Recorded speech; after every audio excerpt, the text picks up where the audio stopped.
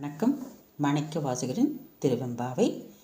மொய்யார் தடம்பொய்கி புக்குமுகேரென்ன கையார் குடைந்து குடைந்துன் கழல் பாடி ஐயா வழியடியோம் வாழ்ந்தோம் காணாரழல் போல் செய்யா வெண்ணீராடி செல்வா சிறுமருங்குள் மையார் தடங்கண் மடந்தை மணவாளா ஐயா நீ ஆட்கொண்டு அருளும் விளையாட்டின் உய்வார்கள் உய்யும் வகையெல்லாம் உய்ந்தொழித்தோம் எய்யாமற்காப்பாய் எமையேலோர் எம்பாவாய்.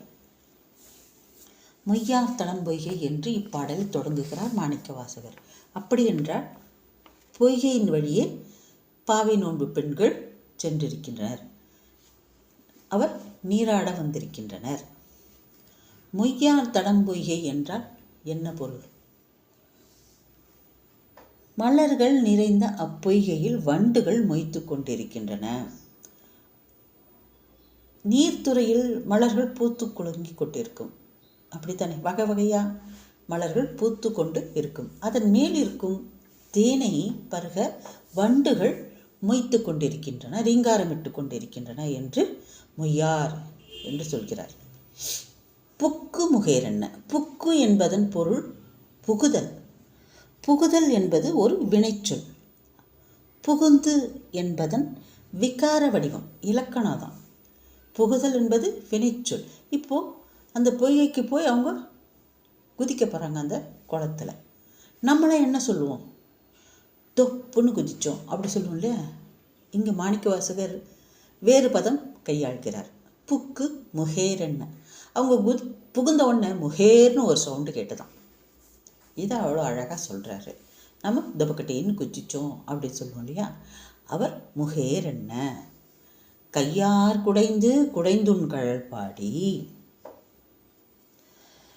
கைகளை வலப்புறமும் இடப்புறம் நீரை அலைந்து கொண்டே அந்த பெண்கள் ஈசன் திருவடிகளை புகழ்ந்து பாடுகின்றனர். ஐயா வழியடியோம் வாழ்ந்தோம் காணாரழல் போல்.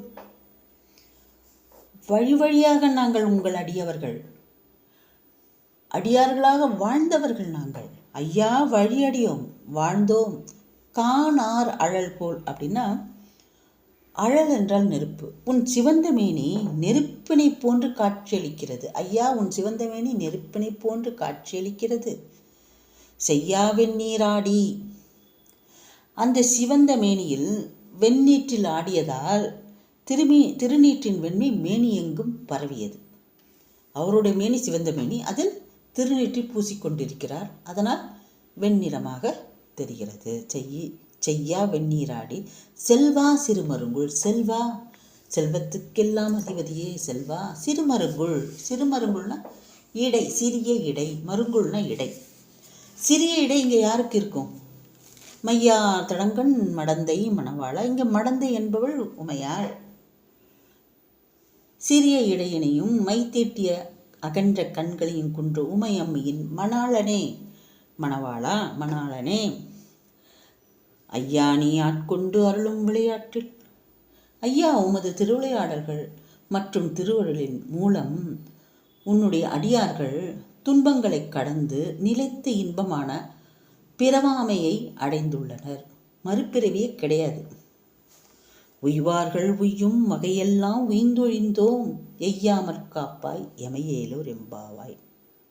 உங்களை இப்படி தொழுததினால் நாங்கள் உய்ந்து விட்டோம், நாங்கள் உய்ந்து விட்டோம், பிழைத்து விட்டோம். அருள் புரியும் உங்கள் விளையாட்டில் உய்ந்து விட்டோம்.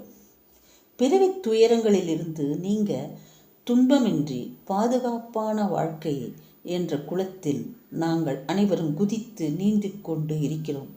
அப்படி நீந்தும் பொழுது இறைவன் திருவடிகளை சிந்தையில் நிறுத்தினால் சிவன் அவன் சிந்தையுள்ளே என்று இருப்போமாயின் இறைவனால் ஆட்கொள்ளப்பட்டு துன்பம் ஏதுமின்றி கரையேறலாம் என்ற கருத்தை வலியுறுத்துகிறார் மாணிக்கவாசகர். தேங்க்யூ.